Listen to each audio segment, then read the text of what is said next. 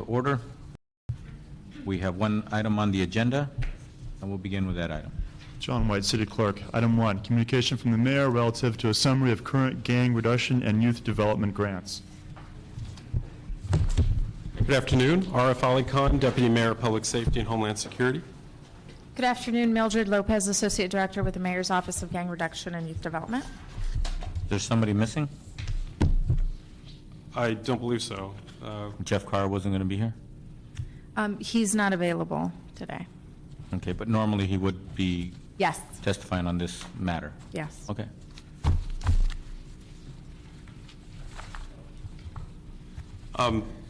As you know, Councilmember Cardenas, we met a few weeks ago and gave a brief overview of the CLEAR program and the Mayor's gang reduction strategy of dedicating resources in addition to the law enforcement suppression and enforcement resources to include prevention, intervention, reentry programs in the different areas throughout that have been identified throughout the city. We also discussed what the current structure is of that, the background of the gang reduction strategy. One thing that wasn't mentioned during my presentation was basically the sources of funding that we use for each of the gang reduction zones.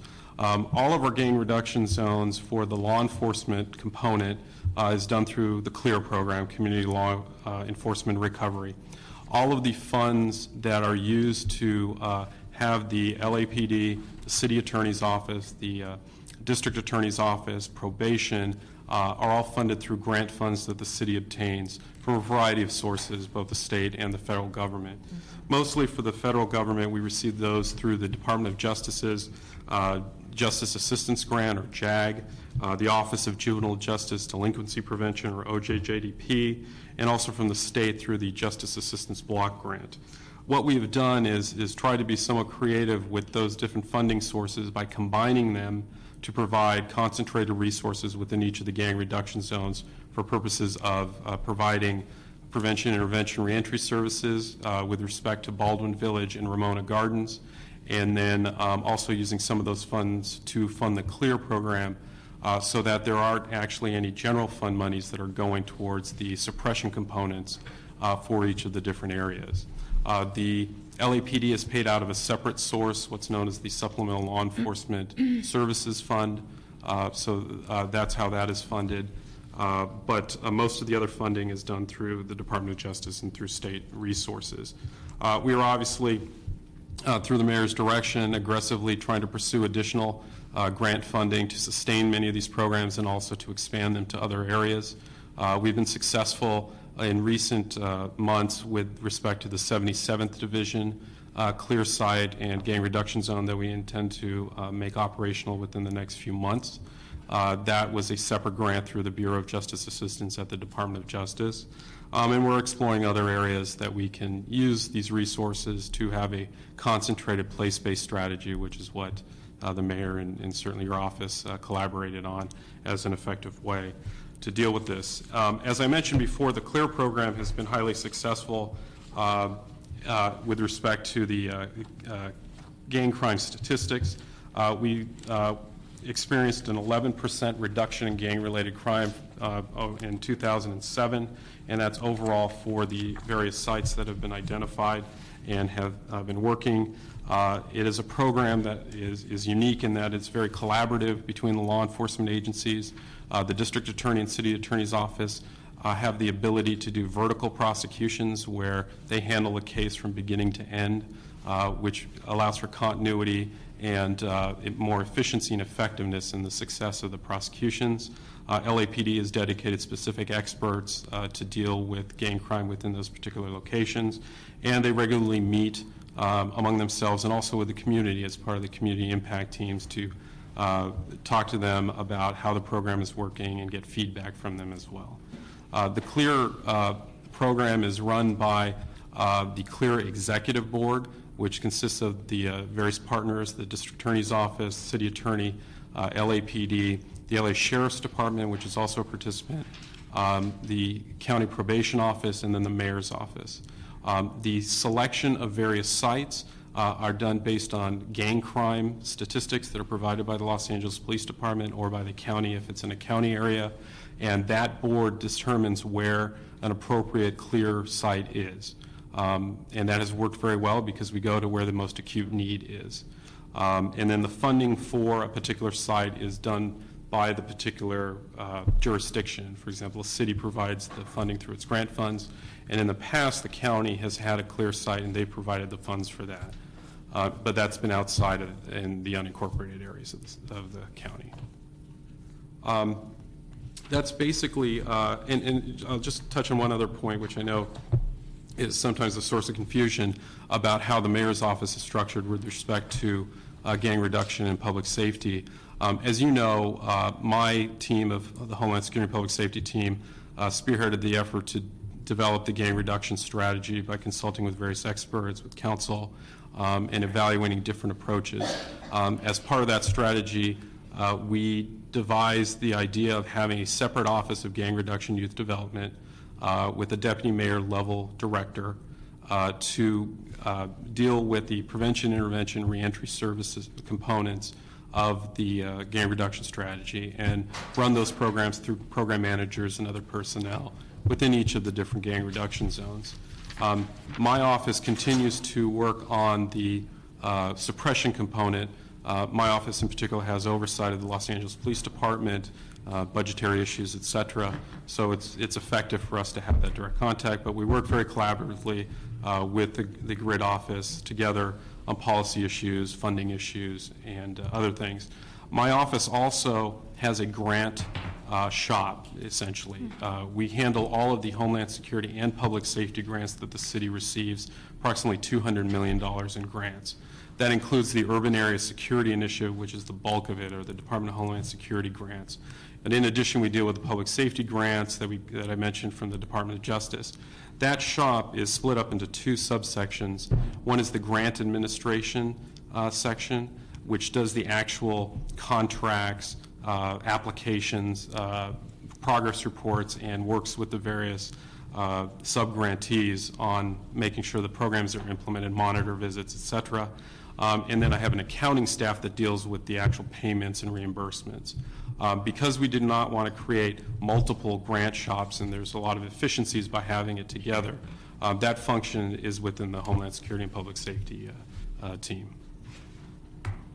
Okay. No? Okay. You said that the Homeland Security and Public Safety grants, you write those applications or those proposals out of your office? Yes. Now, if you were writing a grant that would be utilizing funds to do suppression programs, would that be out of your office? Yes. Okay. If the city were to be writing a grant for prevention programs, would that be out of your office? It depends. Generally, yes. The answer is yes. For example, many of these funds, the sorts of funds we use for both prevention, intervention, and suppression.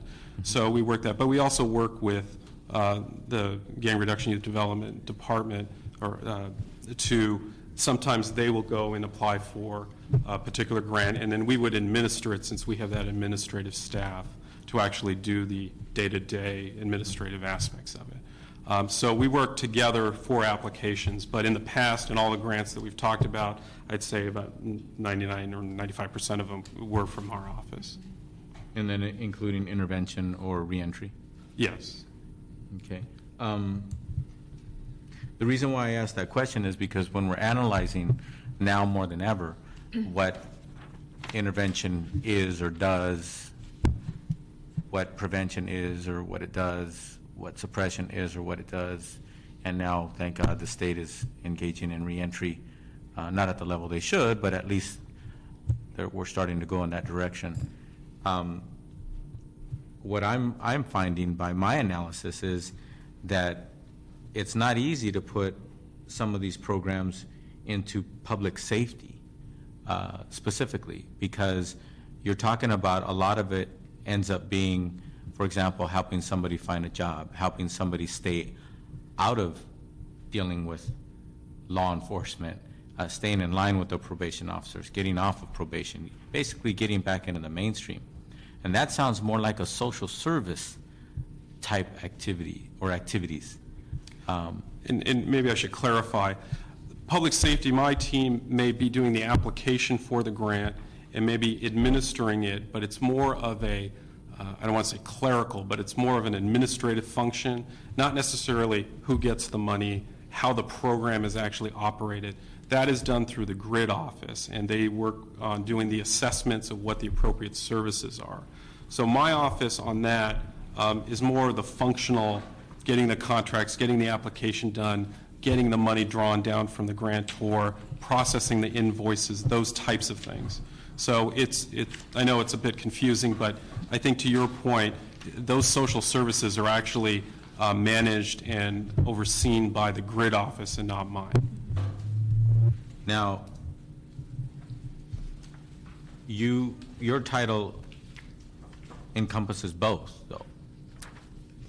Public safety and Homeland Security, yes. So if we had an org chart, the person who's in charge or the point person with the GRID, they report to you? No. Jeff Carr reports as a deputy mayor to our executive team. So we're colleagues. That's what I thought, but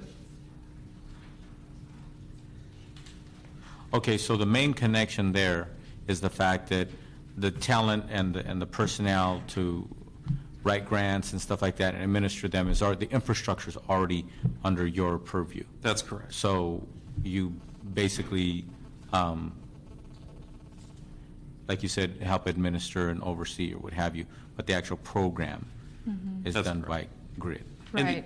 I'm sorry if I just say, the advantage of doing that is when, as I'm sure you're aware, grants and grant functions are very specialized Sure. areas that require knowledge of the various compliance requirements, and we've developed economies of scale, experience, supervision in a unit, so that's why it makes sense to have it consolidated into one. Absolutely, and I agree with that because, you know, especially in government, people always accuse us of duplicating when we may have someone or in this case, a body of individuals who either have the capacity and certainly have the talent to probably do it better than if we reinvented the wheel somewhere else and then started to ramp up and get similar bodies with similar talents when we already have those available.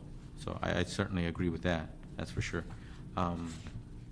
So when it comes to GRID and the actual programs, most of what you do or all of what you do when it comes to programs, are they all grant funded or some are grant funded, some are general fund? What are they? Right. As you are aware, the mayor, when he unveiled his gang reduction strategy back in April of 2007, identified 8 sites that would receive state, federal, and general fund money to, implement these initiatives across the city. Of those 8, 4 are currently receiving funding through the HSPS office. So 3 of those are general funded, and as you know, the Watts Initiative is currently funded out of the U.S. Attorney's Office. So that's 4 out of the 8 that we're working closely with HSPS on. Okay, so 4 are grant, 3 are general fund. And Mildred used to work for me, but Jeff stole her, so. And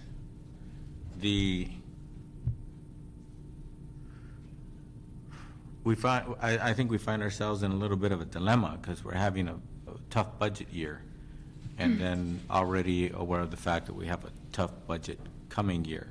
And this isn't on your shoulders, but we as policymakers are constantly having to struggle with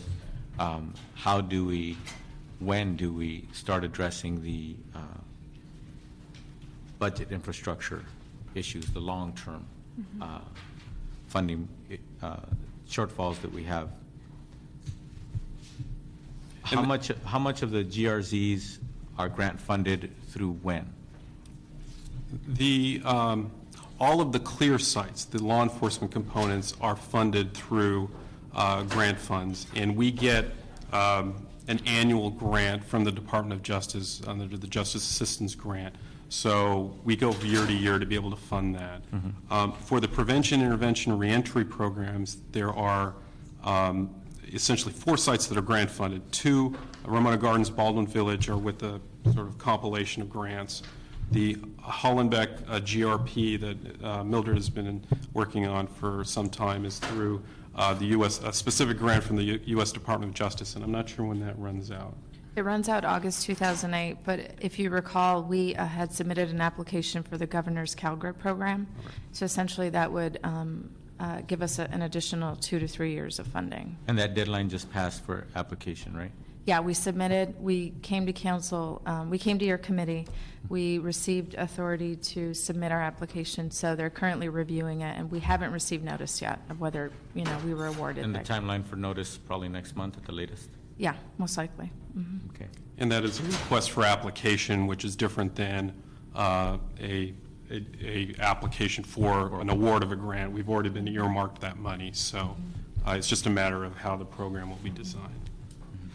In addition, there's the other site in South LA that is administered and funded through the U.S. Attorney's Office, so we don't have any fiscal responsibilities with respect to that site. Now, how are we doing when it comes to like that site? It's really a U.S. funded and they're the lead on keeping the site intact and funded, correct? Well, yeah, we actually don't technically have a site there. Our program manager, Angela Carter, out of the 77th Grid Zone, has been working closely with the U.S. Attorney's Office. She has been attending their monthly steering committee meetings. We have been helping them out in terms of, if they need space, if they need, for us to develop relationships with city departments like Rec and Parks, YOM Watts, and so forth. We're there to assist in that capacity. Unfortunately, we don't have direct oversight of that area. They did receive $2.5 million to implement a similar program that was implemented in Boyle Heights. Their funding will end in May or June of 2009. So beyond that, we hope that maybe the city can come in and pick up where they left off, or to continue to try to identify resources or funding to continue those services in those communities. And the U.S. Attorney's Office also does pay for a clear site there, so they provide the funding for the various law enforcement agencies to be present. Now, something that we're trying to do differently today than the way we've done things in the past when it comes to these kinds of programs is we're trying to make sure that we're evaluating, we're giving ourselves feedback, communicating with all the players. How's that coming along? Our office is actually working closely with the Advancement Project. Connie Rice has been putting together a evaluation group of local universities like USC, UCLA, Cal State LA to try to identify how the city can best evaluate its program. So we've been working closely with her. We've also been supporting local universities that are currently applying for federal funding. So for example, the National Institute of Justice just issued a request for application in the amount of $1 million to conduct a citywide, to conduct an evaluation of a comprehensive anti-gang model. They will be applying for that grant funding, and we will support them because essentially what they want to do is a citywide evaluation of youth, anti-violence, anti-gang programs. And so in that sense, we're looking to, again, support universities if they're going out for funding, and then also collaborating with the Advancement Project in that capacity. Yeah, but one of the things that concerns me is when we engage individuals or organizations who have a lot of knowledge or expertise or what have you, it makes me nervous if they're doing things for free, if they're just trying to help instead of us being able to formalize that responsibility to make sure that it comes to fruition. and we're able to have some kind of continuous effort on both developing good evaluation systems and networking and communication, not just coming up with a one-time shot. In 2008, we came up with these ideas, but I think it's an evolving thing. So how do universities and the advancement project, how do they engage in a way that's the kind of in-depth that we need? We need partners, whether we have to pay for those partners or what. Well, the grants that we did apply for, like for the 77th, Baldwin Village, Ramona Gardens, and Boyle Heights, all do have an evaluation piece. As we discussed at the last committee meeting, you asked, a very important question: does the CalGRIP application require evaluation? In that case, it did not, but we decided to implement a component of, the grant to cover evaluation. So we're definitely conscious of the need for evaluation. Our offices, along with HSPS, so everything that we move forward in terms of applying for new grant funding will include an evaluation piece. Okay, And good. that's also, I'm sorry. And we're making sure that if and where funding is needed for that evaluation, that we're identifying that ongoing or upfront, which is the Absolutely. best way to do it. But sometimes, since like you mentioned on that particular funding, they didn't ask for any evaluation. But then again, wait a minute, are we doing it for them or are we doing it for us? It's great when they ask for evaluation and then we get a grant. Obviously, that component's probably funded. But when they don't, then we got to figure out, are we doing this for them or we doing this for us? These are our programs, right? It's their money, our programs, we administer, we create, we hopefully keep them ongoing. So that evaluation is something that we need to remind ourselves, where are we going to get the money, where are we going to get the money, unless it's already in the grant.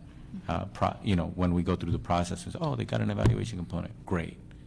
Yes. Absolutely, and as I'm sure you recall, the mayor has made evaluation a core concept in the gang reduction strategy, because I think one of the justifiable criticisms of the past is we've implemented programs but never really evaluated the effectiveness of those programs from an academic viewpoint, looking at it statistically and qualitatively, and that's something that we're making sure we have in every available zone, because we want to make sure we're spending every penny as effectively as possible. And that's also true with the law enforcement component on the clear sites. It's a little easier to evaluate whether they've been successful because we can look at gang-related crime statistics, arrest statistics, et cetera. But we also, as part of the grant, are using a small portion of it for an evaluation by an outside contractor to also look to make sure that the total comprehensive approach in the suppression areas is also being effective. Okay. How do we feel about the integration between state, local, federal players on this matter? I think it's progressed. On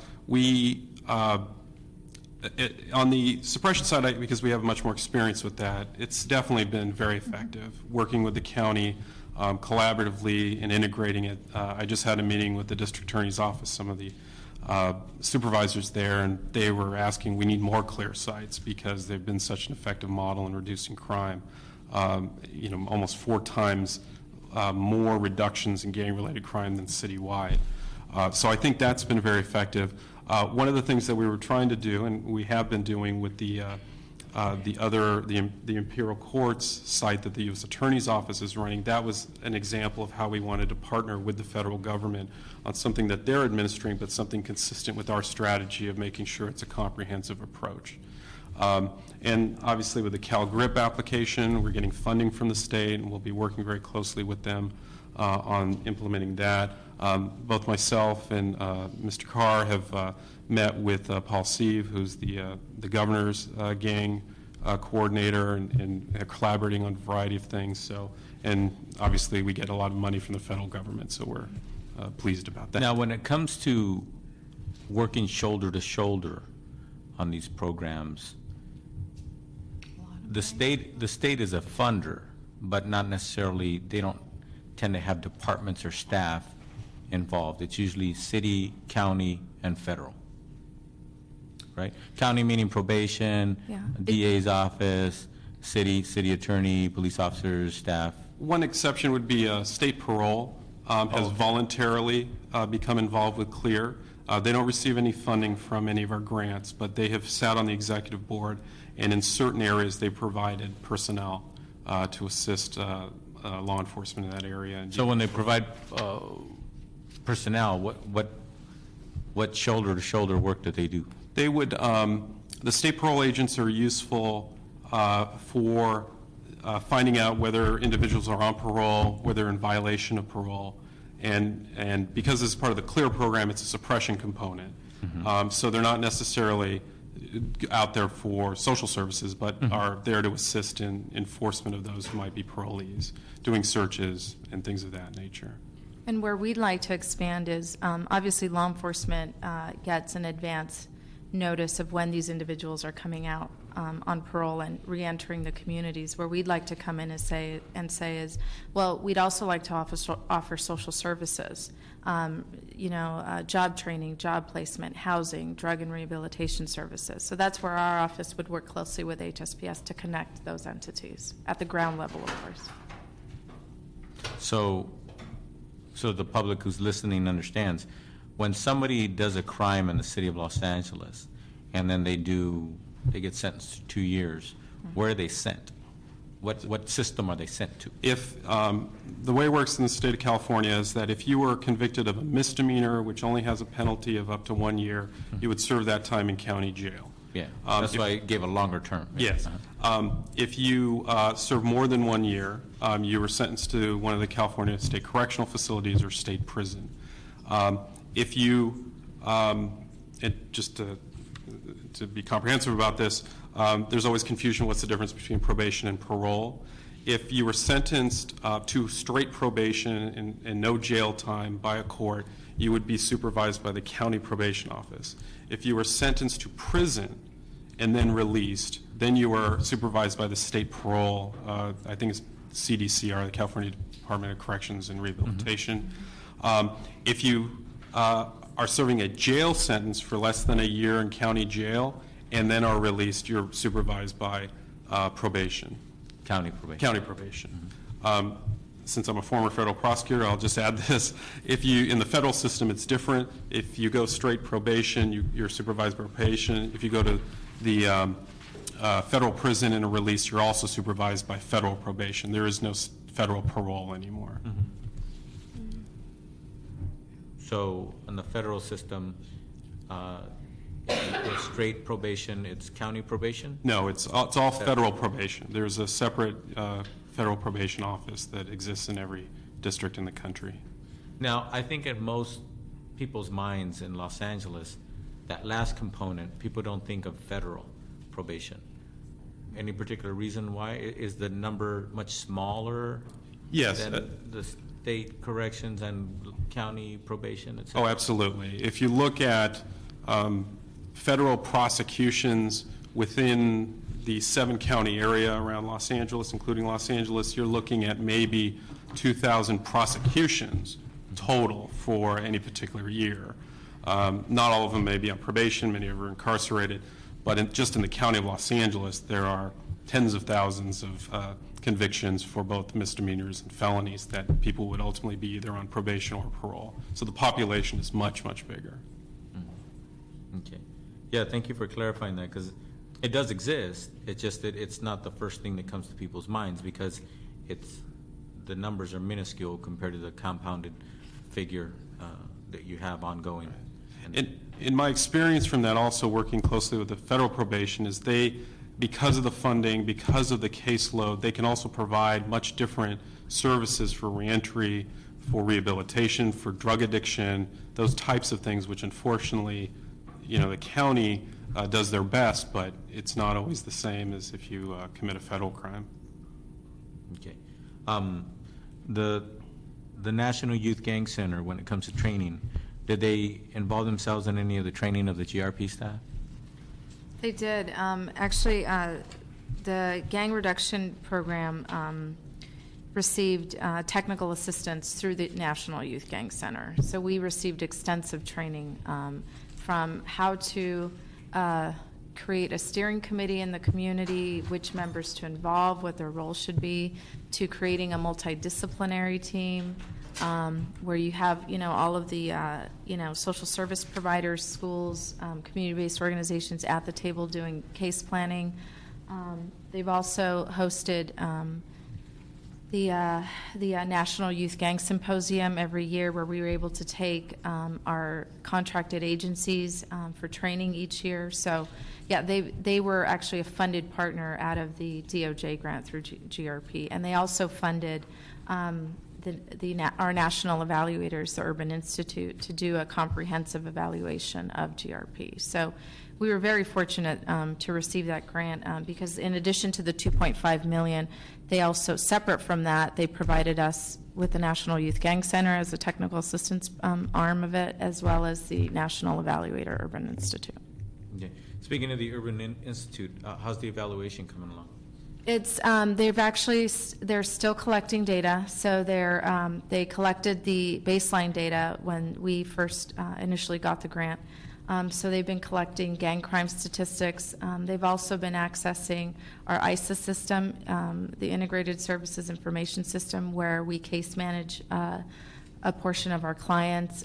So they extract that data on a monthly basis, and they should be coming out with their final evaluation December of 2008. So it's December. Yeah. Okay. All right. Because When that- funds end August 2008. So they should have the evaluation ready by December. We look forward to seeing that evaluation. Now, the mayor's office is contracting with some service providers for example, in the gang reduction zones. The only one that's fully operational is in Boyle Heights. We're actually in the planning phase for all the other grid zones. So But they will be. They will be. They will be as soon as we're done with the needs assessment, which we hope will be done in early March. Now, when it comes to tracking clients and things of that nature, what system are you going to be using? Probably the same system, ISIS, the one that we've been using for GRP in Boyle Heights. Okay. So just so we understand, CDD, that's how they track the clients from the third-party providers and things of that nature? Our system is actually different.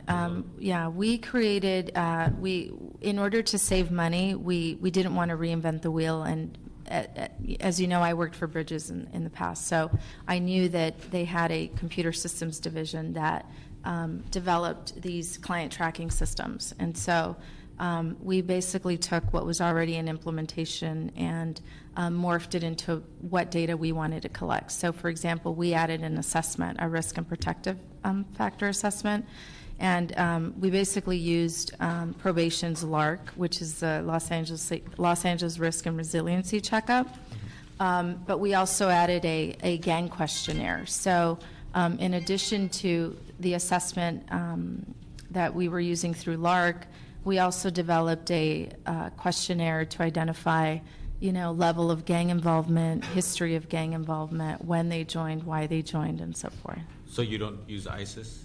It is ISIS. It's just a different form of ISIS. There's ISIS for LA Bridges, there's ISIS for YOM, and then there's ISIS for GRP in Boyle Heights. Yeah, because you threw me off. It was my understanding you use ISIS. You do, but you developed a different, I guess... set of, reporting subset. Requirements, yeah. So there's a subset program that you use specifically for this clientele. Exactly. So we give some funding to CDD so they can maintain the system, provide training, and so forth. Okay. Now, one of the things that frustrates me about programs, especially programs like prevention and intervention, is they tend to move year to year, and some of them are temporary and last 20 years. But the problem is they tend to be seen and felt as though they may not be here next year. And then even if we continue or not, okay, another year. Instead of, for example, you have permanent activity, permanent expectations of the public, for example, of a police department. It's silly for anybody to ever think that, okay, I'm going to go through police to be a police officer, and then I'm going to get hired by LAPD, and I'm going to be like year to year. No, it's automatically that those individuals, professionals, say, as long as I want to be a police officer, there's going to be a place for me to be a police officer, or I can look back after 20 years and say that was my career for 20 years, or that was my career for 30 years. Yet, a lot of what we do in these programs tends to be seen and felt as though it's kind of like a year to year. How are we doing when it comes to attracting professionals to those kinds of positions? That's a tough question. And I will interject, thank God for dedication and passion and commitment, because I think that a lot of those individuals have that with their professional expertise or what have you, and they're willing to take that risk of saying, I can be an intervention provider organization, or I can be a social service provider and be part of, say, a GRZ, as we have one and they're developing. And that person knows I could go work for the county with my skills, doing something maybe very different, but I know that once I land that job or what have you, I'm civil service, and I'll be able to use my expertise, still give back to the community, and have a look back and say, well, I decided to quit after 22 years, or I decided to quit after 30 years. Here, you have individuals who know going in, this might be funded for 1 or 2 or 3 years, and then all of a sudden, different direction, or grants don't come. How are we doing when it comes to recruiting the kinds of people that we know we want and need? Well, I can speak to what our office is doing in terms of trying to access those organizations that we know do the good work that they do. And I'm talking about specifically about the street gang intervention component. The work that your group is doing, the Community Engagement Advisory Committee is doing to establish, a definition and a description of what street gang outreach is versus what service provision is a great start to beginning to try to professionalize those individuals. I think identifying that they are, a valuable asset to a lot of these communities, I think is a great start. But I'm in agreement with you. We need to do more as a city to solidify that funding source. Right now, we've been reliant on piecemeal programs like the Youth Opportunity Movement and the NAP programs, and even my program, GRP in Boyle Heights. There has to be a comprehensive way to be able to get all of these entities to the table, as well as suppression, because obviously we've learned that we can't work in silos. We need to be able to work together. But unfortunately, and I put this as an American mindset. When it comes to federal money, state money, local money, even in tight budget times like this, you will see that when they cut back on programs, maybe a little bit here and there on social, maybe a little bit here and there on education, maybe a little bit here and there when it comes to programs to assist children in school or what have you. And then when it comes to suppression, that's seen as a law enforcement matter. And therefore, they don't get tapered down as much. Or they may even come out unscathed, dollar for dollar, yet all these other areas they cut back 10% or 20%, or one particular program goes away, and then they continue to fund the rest of them. But to me, that's an American problem. We encourage people to run for office and say, I'm tough on crime. And then we encourage elected officials to shy away from being willing to say, it's a social program, people, and it's actually contributing to safer streets. But we're not encouraged to do that. And my point is, this city's had a relatively decent commitment to making sure that intervention and prevention programs are ongoing, and they do have a history and a legacy to date. But what are we doing today that might be different, or what, with the stuff that it's coming out of the mayor's office, what are you doing different to try to help solidify that? Well, for one thing, establishing zones, targeting those communities that are most in need. So we're trying to move from, every council district should have an LA Bridges program in their council, despite whether they even have a gang problem. I mean, they're still using 1997 gang crime statistics to determine where these gang programs go. So we're trying to move from that mentality over to, well, we need to put the resources where they're most needed. If you map out statistically where the majority of the gang crime is taking place, it's in South Los Angeles, East Los Angeles. You know, the San Fernando Valley had a spike in gang crime and violence. You saw, you know, LAPD changing the way that it does business. It, you know, put a whole bunch of officers in the San Fernando Valley. But you're right, you didn't see, you know, the social service component saying, well, we need to amp up social services in that area. And I think that does need to change. But with our office specifically, we're trying to move from that mentality over to saturating, you know, those communities that are most in need of our services, and trying to implement programs in those areas that are most in need. Now the thing is, basically what I'm leading to is this.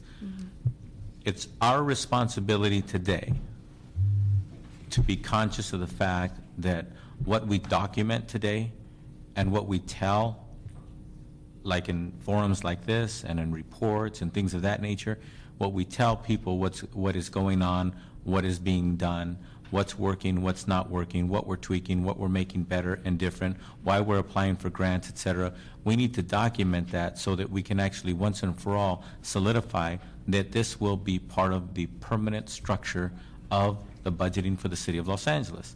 As long as we have juvenile crime, as long as we have repeat offenders, as long as we have the kinds of issues that we know are going on in these hot spots around the city, for example, where we have the gang reduction zones.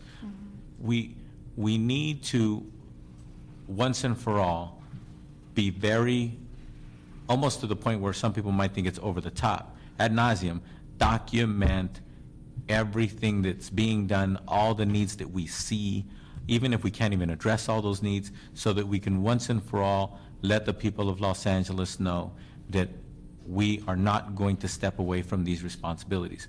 We're not going to use them as political football, saying 1 year this councilman has 10 deaths in their district, so therefore we have to whip up a few $1 million and then go throw something in that area because there's some deaths and they're gang related.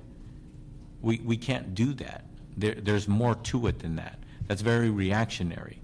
And I'm sharing that with you is because to date, the mayor's office seems to want to get more and more directly involved in the solution. Whereas before, it was mostly done, suppression, a lot of it comes out of the police department.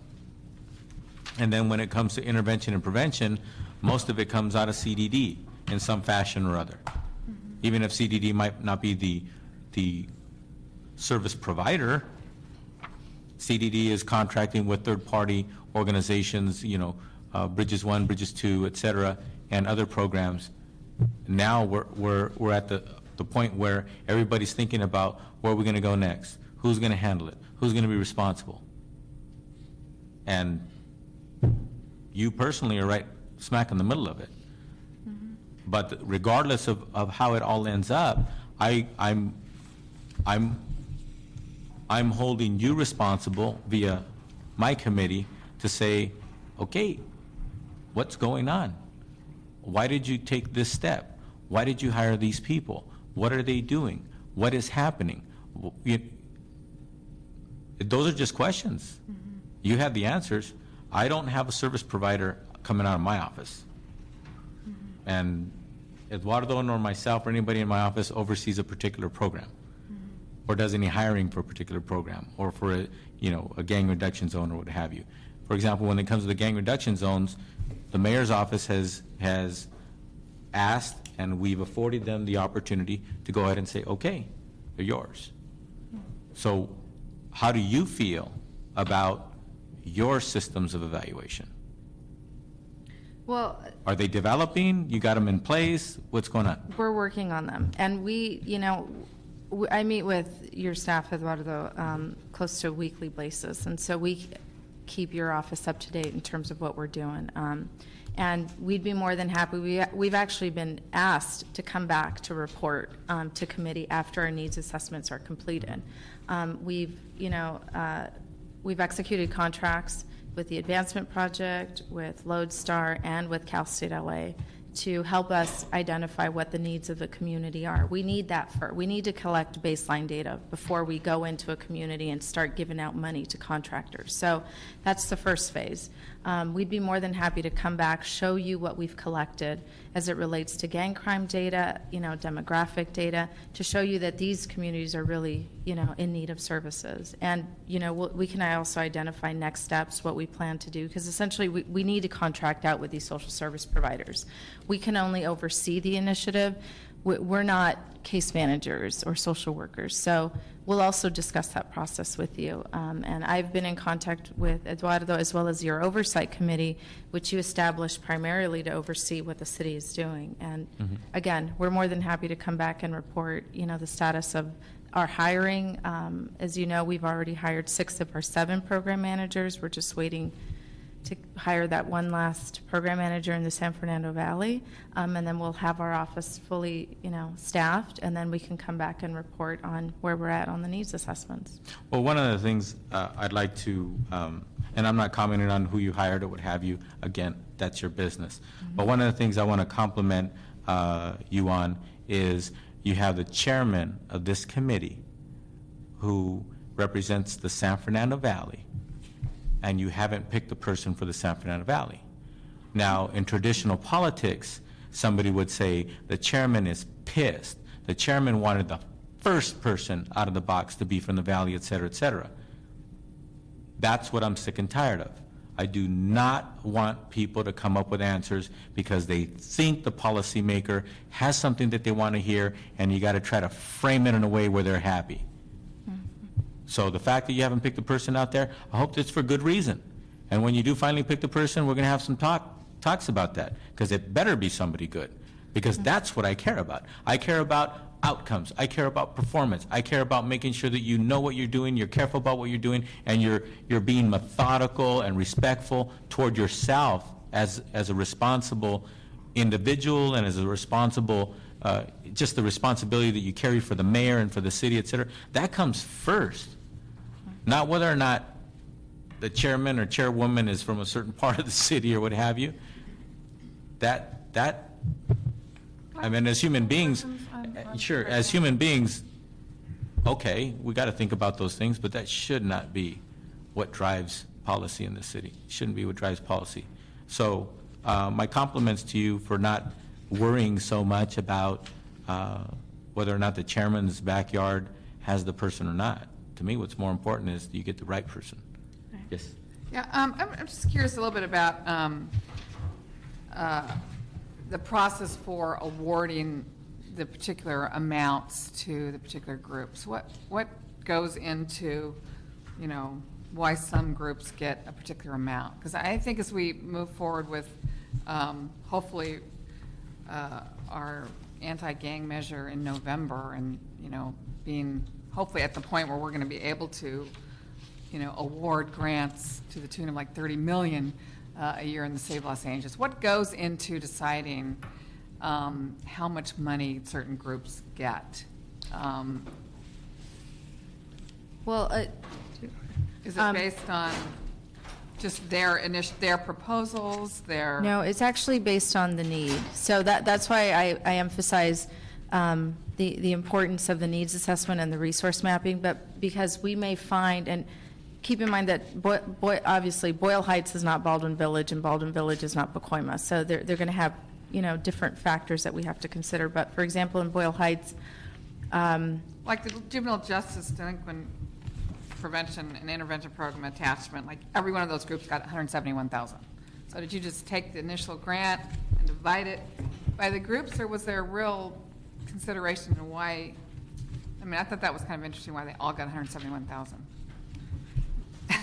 I'm sorry, which grant are you referring to? I'm looking at, there's no page number. It's Juvenile Justice Delinquency Prevention and Intervention Program. There's a list of organizations. Yeah. They all have 171,000. Sounds like you just took a big grant and just divided it up. May I have a moment?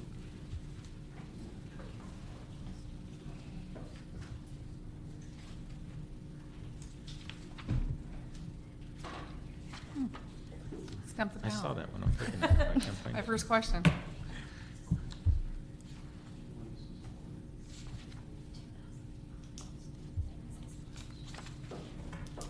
I've been informed by my staff that all of us were not here at the time that this was dispensed.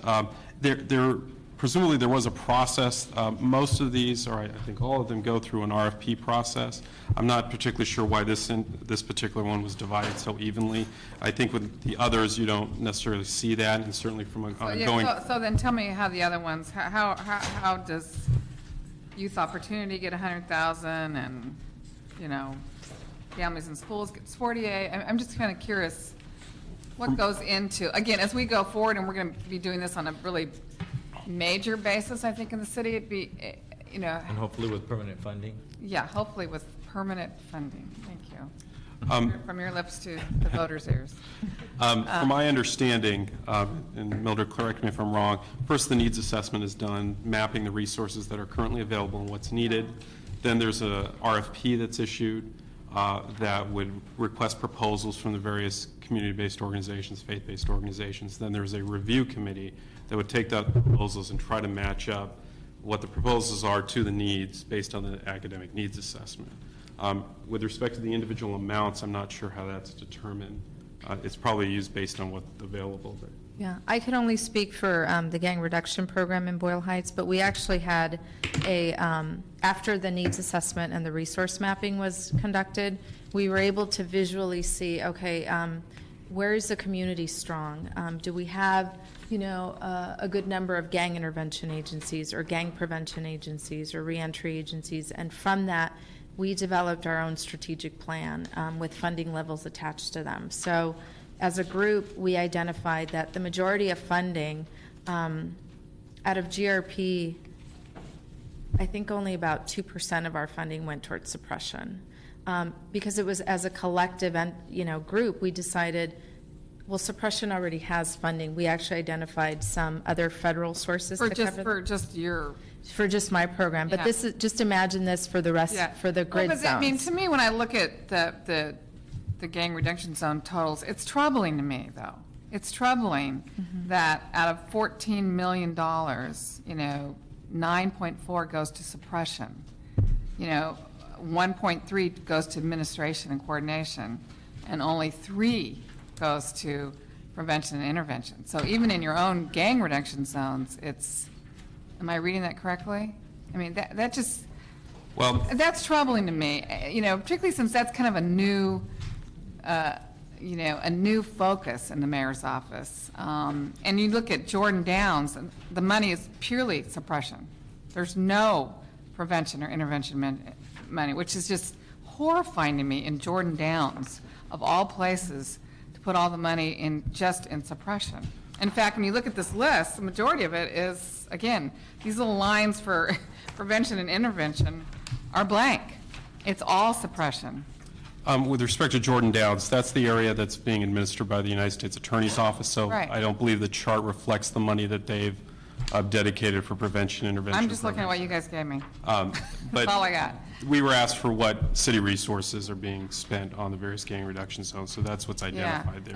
And that's problematic, too, that it's all the city resources are going to suppression. Well, first of all, I mean, if there's anything that I feel like we've learned, particularly through, you know, through this committee, is that it's just not going to, it's not about suppression. And that if we were going to really look at results and, you know, analysis, you know, we've been fighting the war on gangs for 20 years. We've made 450,000 arrests. I don't even, you know, and yet we have, you know, 7 times the number of gangs and twice as many gang members. So suppression has not worked. So it's amazing to me that we're still so lopsided in how we're appropriating our dollars. Again, particularly with your gang reduction zone focus. It's troubling to me to see that. I think one thing that's important to note, however, is that any comprehensive gang reduction strategy by any academic that we've researched, including the Spergel model, et cetera, places a very high importance on the need for suppression in a targeted way to stabilize the community so the prevention, intervention, and other resources can be effective. Well, that would make sense if we had equal amount of prevention and Or the and appropriate intervention. amount of Yeah, even balance. I agree. No one's ever said we don't need suppression, but to continue, you need both. I mean, you need both. And we've always used this line that we need to, in fact, it was very interesting at your meeting, Tony, Wednesday night in Watts. I thought it was interesting the way Charlie Beck characterized it. We provide the immediate piece so that the hard work of providing the long-term piece can take place. Problem is, we're still just focusing on the suppression aspect. And so to say, oh, everybody tells us we need the suppression, well, of course, but we're not even close to providing the kind of prevention and intervention services to go along with the suppression. I think we all agree that it's necessary to have adequate funding for each of the different components. I think one of the reasons, there are two reasons why you see such high numbers for suppression. First of all, suppression is expensive. The payment for police officers, district attorneys, city attorneys, probation officers is very expensive, and that's going to be a certain cost factor. The other thing is, one of the grants that's used for LAPD funding does not come from the Department of Justice, JAG grants, and those other grants which we've been dedicating to prevention intervention. That money is only permissible to be used for law enforcement purposes. It's the Supplemental Law Enforcement Services Grant. So we have no choice. We couldn't divert that money to prevention intervention services if we wanted to. Well, now, under Ramona Gardens, JAG funding goes for prevention and intervention. That's true. I'm not talking about that grant. I'm talking about the Supplemental Law Enforcement I Services thought you Fund. said JAG. JAG, portion of it does Yeah. go. No, But again, in Jordan Downs, it only went for suppression. I'm sorry, which grant are you referring to? I'm looking at the JAG. Yes, JAG is Okay, used to fund. In Hollenbeck and Ramona Gardens, it was divided. In fact, there was more money for prevention and intervention than suppression. But you come over here to Jordan Downs in my district, and it all went for suppression. That's correct, because the prevention intervention money comes from a different source.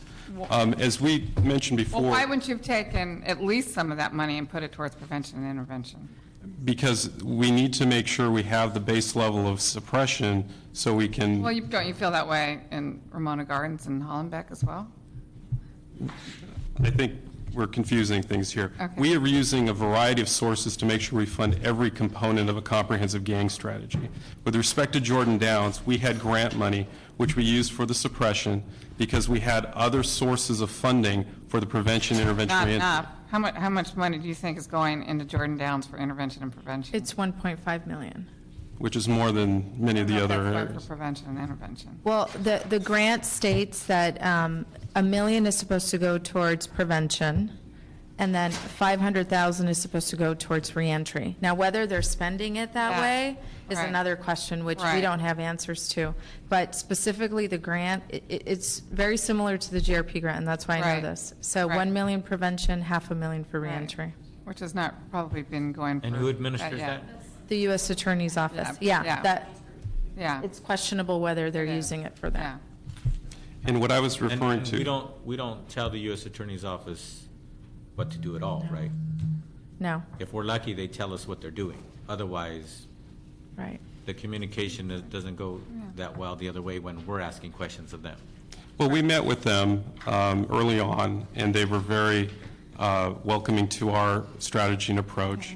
And they're using it, with the CLEAR program and the prevention intervention, they were a little further down the road than we were in coming up with a strategy. But one of the recommendations in the AP report and others is to work collaboratively with every agency, every jurisdiction available, and that's one of the efforts that we've done with them. But, Councilwoman, if you look at this chart on number 7, the Supplemental Law Enforcement Services Yeah. Fund for $7.9 million. Right. That is the bulk of the money that you're referring to. That money cannot be used for prevention or intervention Right. programs. Right. So that's what I'm trying to say is that the sources of funding often dictate where we can apply them. And the bulk of the suppression money that you're referring to is a fund that The ties our hands. 9.4 million, the bulk of that is, 7.9 of that is from the Supplemental Law Enforcement Services Fund. yeah. I just want to add, this chart also doesn't include. So maybe the question is, why aren't we going after grants? No, hold on. the sources for the grants categorically don't have as much money for intervention prevention as they do for suppression and law enforcement. Case in point, supposedly we have a U.S. Senator representing the state of California who's carrying the flag in Washington when it comes to the juvenile justice legislation.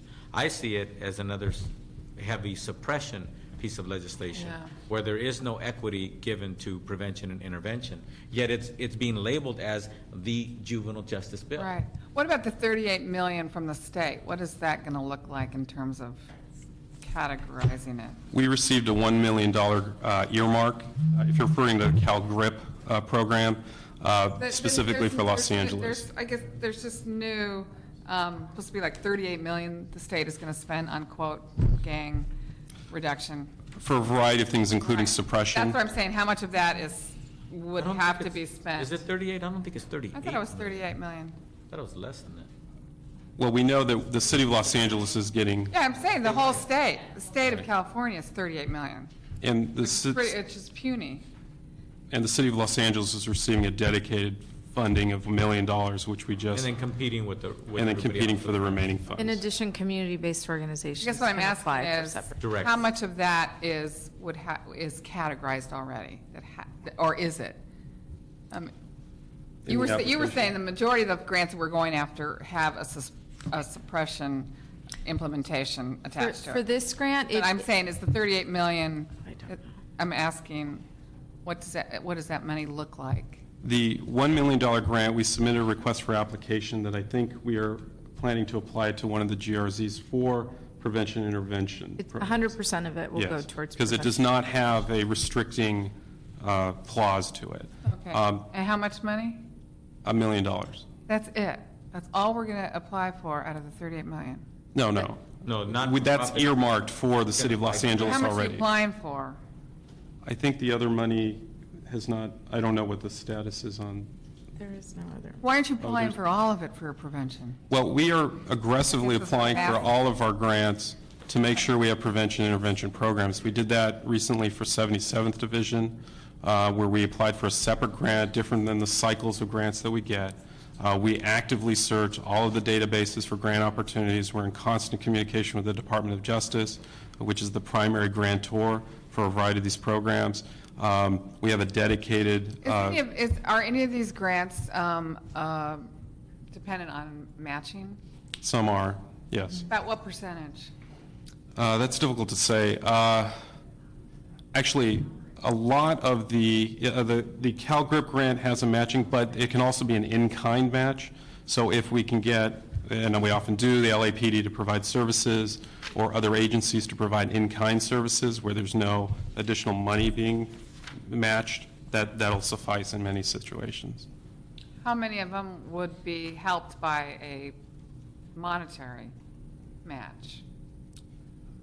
Or how many require a monetary match, or, I don't know the exact number. I think the majority of our grants, and if you hold on for a second. I guess, you know what I'm getting at is if the city of LA, agrees to tax itself and provide a significant level of dollars, how much of that could be leveraged with some of these federal and state grants? In terms of a matching requirement, most of the federal grants that we get do not have a match requirement, and those that do, we've been using Well, in-kind how about, let's not services. say match. About how much are we getting? Let's right not now say in match. Is that going to? intervention, prevention? Is that going to help us? I'm sorry. Hold on one second, Okay. let's get a baseline here. How much are we getting currently in intervention, prevention grants, roughly? About 3.4 million, not including the coordination or administrative costs 3.4. that are provided for in the grant. Intervention, prevention. And about how much are we getting in suppression grants? 9.4. 9.4.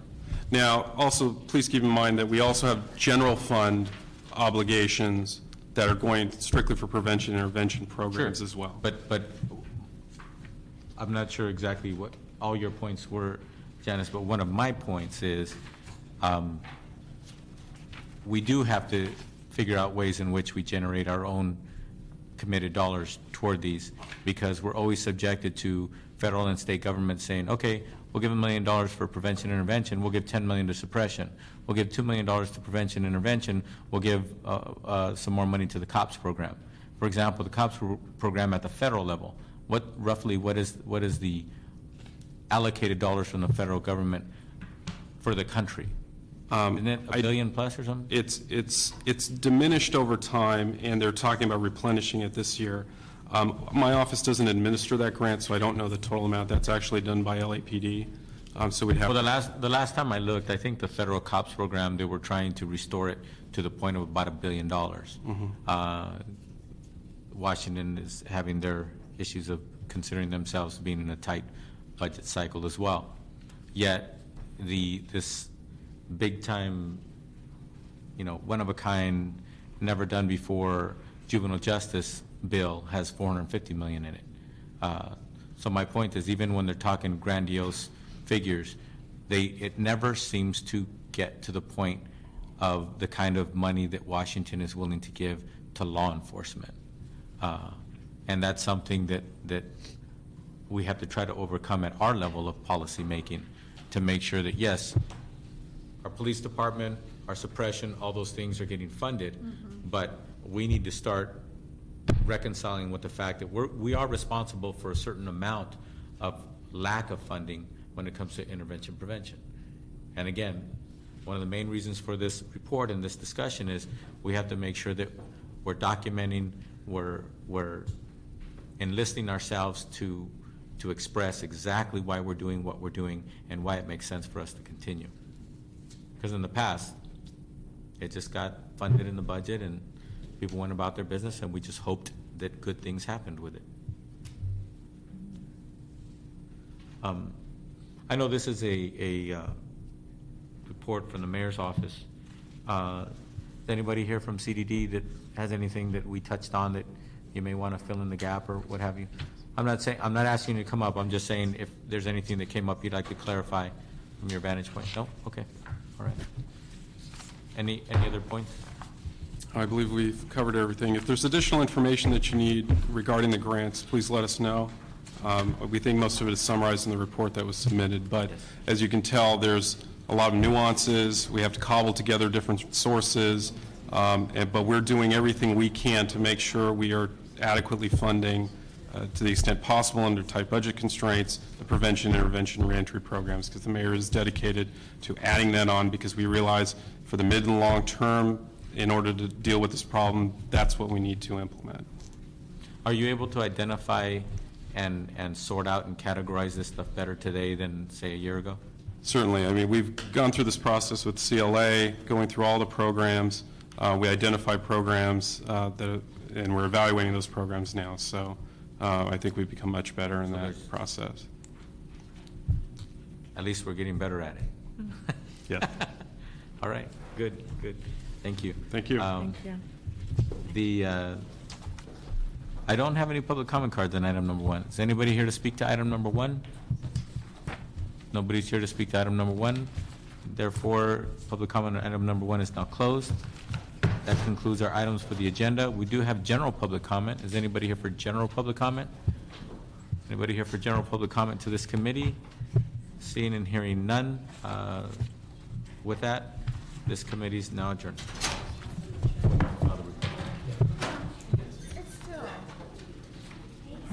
Still an attitude. I'm throwing softballs all day long.